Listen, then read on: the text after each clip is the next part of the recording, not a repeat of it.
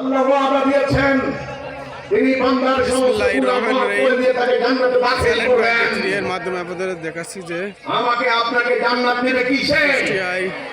ঈমান। আপনাকে আমাকে জান্নাত দিবে কিসে? ঈমান। আমল দিয়ে কি করবেন? আমল জান্নাতের স্তর নির্ধারিত হবে, কে কোন স্তরে থাকবে। ভাই আমার, আমি আশা করি বুঝাতে পেরেছি।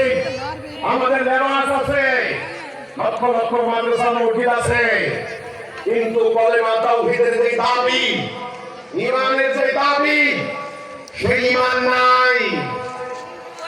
এই কথা বলার কারণে অনেকে আমার উপরে রাগ করতে পারেন। আমি কথাটা আবার বুঝিয়ে দিচ্ছি কিভাবে ঈমান নাই। ঈমানের কথা ছিল, আল্লাহ আমরা তোমার বিধান ছাড়া কারো বিধান মানি না।